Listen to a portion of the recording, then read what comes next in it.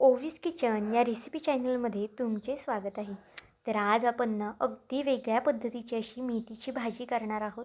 तुम्ही नेहमी तर मेथीची भाजी केलीच असाल, खूप वेगवेगळ्या पद्धतीने केली असाल, पण या पद्धतीने जर एकदा केली ना तर नक्कीच आठवड्यातून 2 ते 3 वेळा याच पद्धतीने तुम्ही मेथीची भाजी कराल. खायला इतकी जास्त अप्रतिम लागते ना की तुम्ही नेहमीच याच पद्धतीने ही भाजी कराल. तर चला, थोडाही वेळ न घालवता लगेच व्हिडिओला सुरुवात करूया. आता भाजी ना मी स्वच्छ अशी निसून घेतली आहे, पाहू शकता.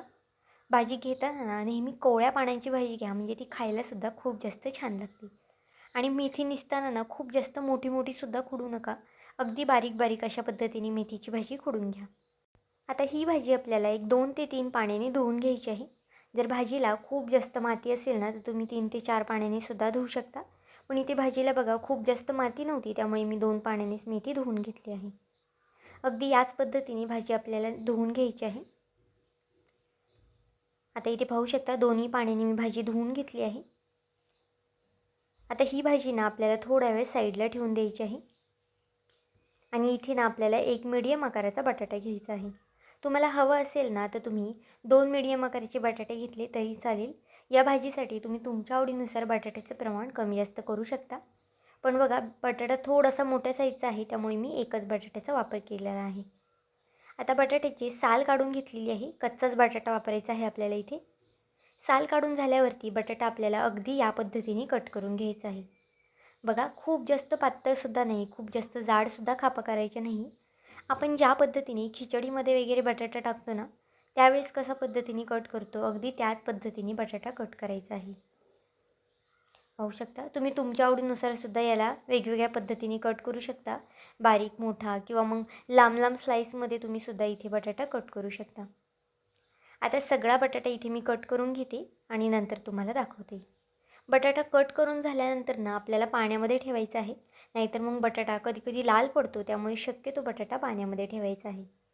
आता थोडा वेळ बटाटासुद्धा साईडला ठेवूया. आणि इथे मी एक मिक्सरचं भांडं घेतलं आहे. यामध्ये आपल्याला एक 5 ते 6 मिरच्या घालायच्या आहेत, हिरव्या मिरच्या. मिरचीचं प्रमाण इथे तुम्ही तुमच्या आवडीनुसार कमी जास्त करू शकता. जर भाजी तिखट करायची असेल ना तर मिरची जास्त टाका, पण मेथीची भाजी आहे म्हटल्यावर थोडीशी तिखट असली की ती खायला खूप जास्त छान लागते. भरपूर असा लसूणसुद्धा घालायचा आहे. पाहू शकता, मेथीच्या भाजीला घालताना ना लसूण थोडंसं जास्त घाला, म्हणजे भाजीची जी टेस्ट आहे ना ती अजून जास्त वाढते. आता हे आपल्याला मिक्सरच्या भांड्यामध्ये फिरून घ्यायचं आहे. खूप जास्त बारीकसुद्धा बघा मी केलेलं नाही आहे.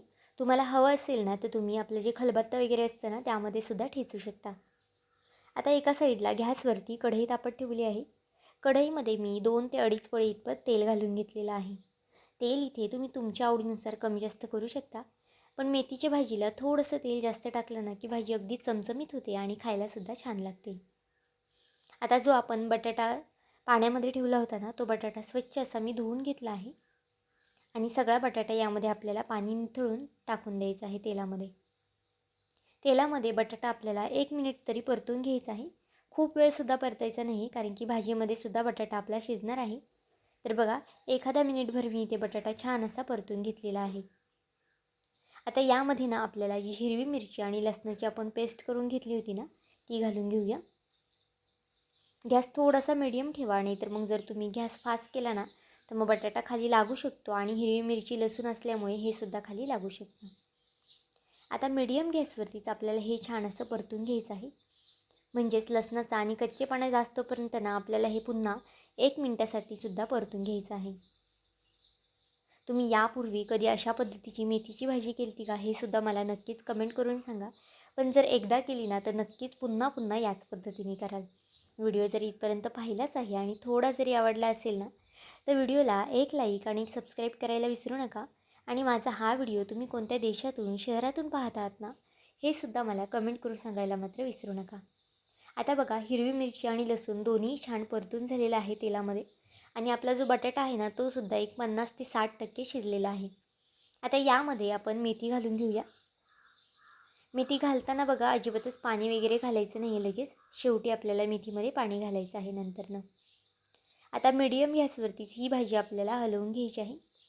भाजी कवळी असल्यामुळे ना अगदी कमी होते शिजून. पण जर थोडीफार भाजी निबार असेल ना तर मग शिजून ती खूप जास्त अशी कमी होत नाही. भाजीमध्ये मीठ टाकताना ना सुरुवातीलाच आपल्याला मीठ टाकायचं नाही आहे. अगदी सगळी भाजी व्यवस्थित हलवून घ्यायची आहे. कारण की भाजी हलवल्यानंतर कमी क्वांटिटीमध्ये दिसते आणि जर तुम्ही सुरुवातीलाच मीठ टाकलं ना तर मग भाजी खारट वगैरे होऊ शकते. त्यामुळे बघा अगदी या पद्धतीने सगळी भाजी मिक्स करून झालं ना की मगच आपल्याला मीठ टाकायचं आहे. आता ही भाजी ना दिसायलाच इतकी जास्त छान दिसते ना आणि याचा सुगंधसुद्धा खूप जास्त छान सुटतो. आता यामध्ये बघा भाजी मिक्स करून झाली आहे. यामध्ये आपण मीठ घालून घेऊया आणि पुन्हा छान अशी भाजी मिक्स करून घेऊया.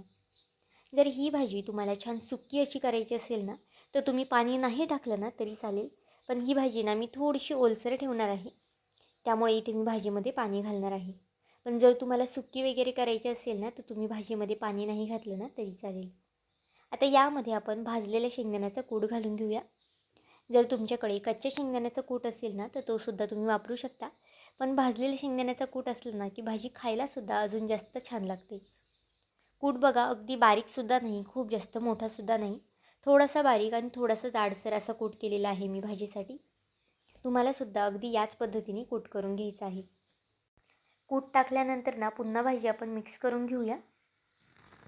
पाहू शकता अगदी छान अशी भाजी मी मिक्स करून घेतलेली आहे. आता यामध्ये आपल्याला पाणी घालून घ्यायचं आहे. आता पाणी खूपसुद्धा घालायचं नाही. बघा मी अर्ध्या ग्लासलासुद्धा कमी पाणी घातलेलं आहे. भाजी शिजायला ना खूप जास्त वेळ लागत नाही आणि बटाटासुद्धा आपण सुरुवातीला शिजून घेतला आहे बऱ्यापैकी. त्यामुळे बटाटासुद्धा शिजायला खूप जास्त असा वेळ लागणार नाही.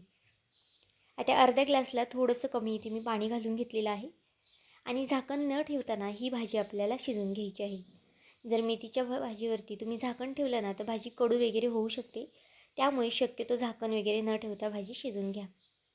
तर इथे बघा मी गॅस बंद करून घेतला आहे आणि आपली भाजी ही तयार झालेली आहे. नक्कीच एकदा अशा पद्धतीची भाजी करून पहा. एक 7 ते 8 मिनटात भाजी आपली तयार झालेली आहे. अगदी चमचमीत लागते. तर आजची ही रेसिपी तुम्हाला कशी वाटली मला हे कमेंट करून नक्की सांगा. आणि चॅनलवरती नवीन असाल, चॅनलला अजूनही सबस्क्राईब केलं नसेल तर एक लाईक आणि एक सबस्क्राईब करायला विसरू नका. पुन्हा भेटूया आपण अशाच एका नवीन व्हिडिओमध्ये. तोपर्यंत बाय.